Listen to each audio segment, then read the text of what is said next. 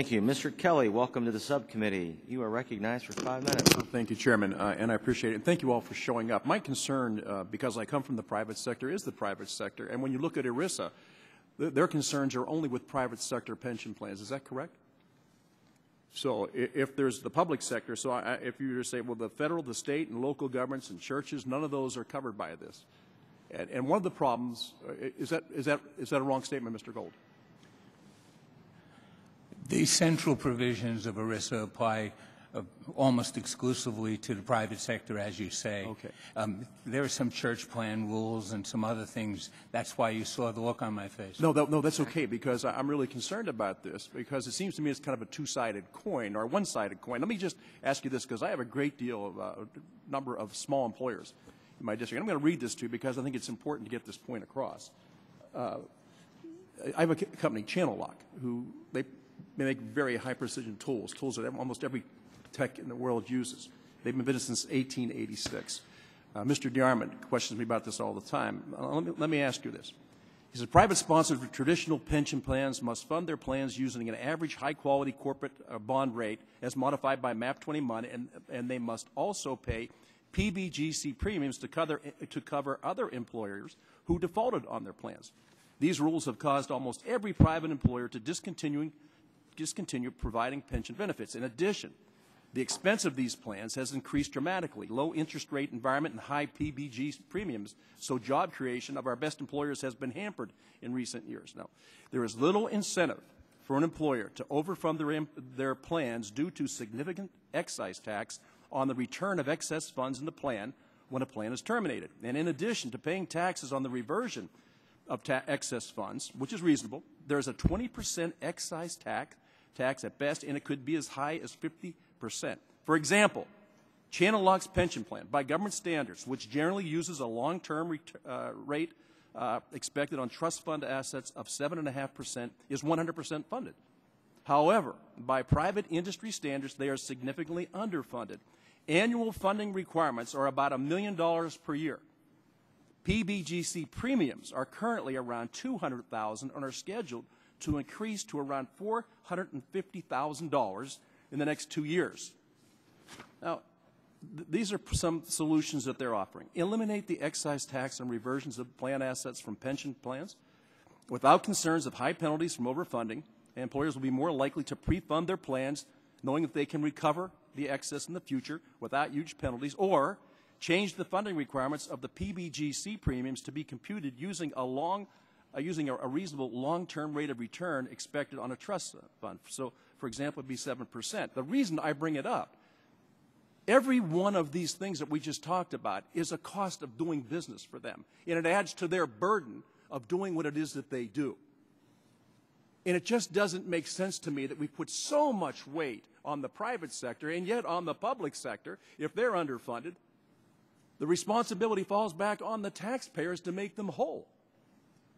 Yet in the private sector, we put this burden on them, and the exact people we need to lift us out of this malaise that we're in right now, we're making it harder for them to do business, and we penalize them for salting away money in the good years so they can cover the bad years.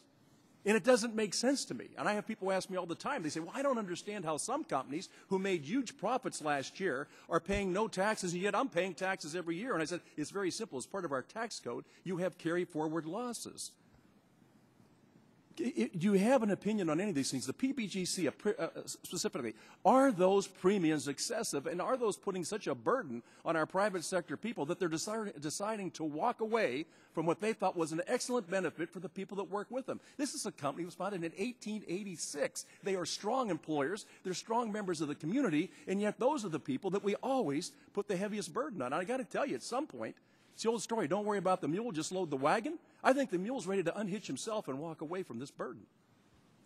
Yeah, you can, please. I mean, you said something, and I thought it was great. Good policies cannot be based on bad numbers, and I think if you start with bad numbers, you're going to end up with bad policy. Well, I may not give you that much satisfaction because...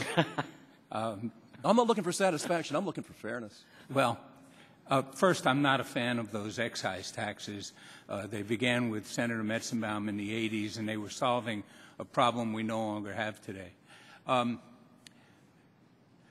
But The cost of defined benefit pension plans, particularly in a low interest rate environment, is higher by far than it was in the 1980s or at any time when interest rates were higher. That's just the laws of finance.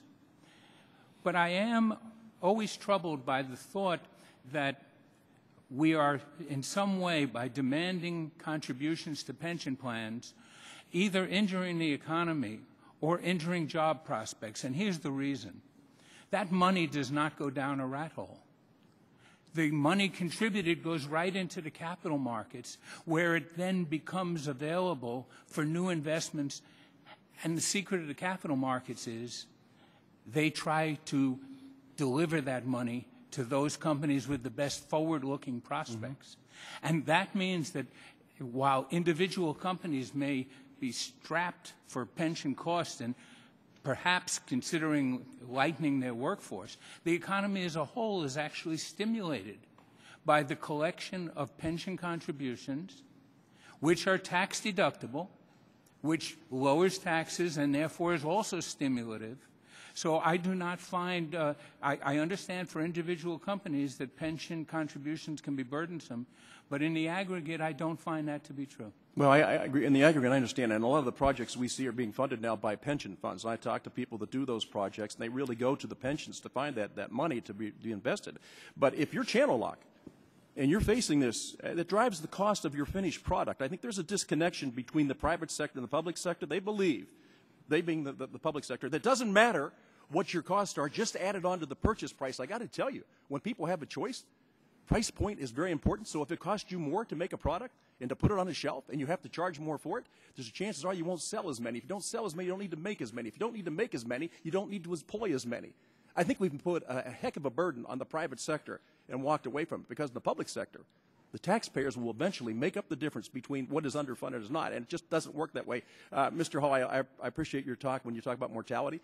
I mean, the longer we live, the greater access we have to these funds, and it does create a problem down the road. I want to live as long as I can, but by the same token, I know that at some point we run out of the ability to fund all those things. So thank you all for being here. But it is a great concern, especially in the private sector, and it, to me, it comes down to sustainability. Can we sustain these programs? And oftentimes, our hearts are willing, but our wallets are weak, and I think we're running out of time on this.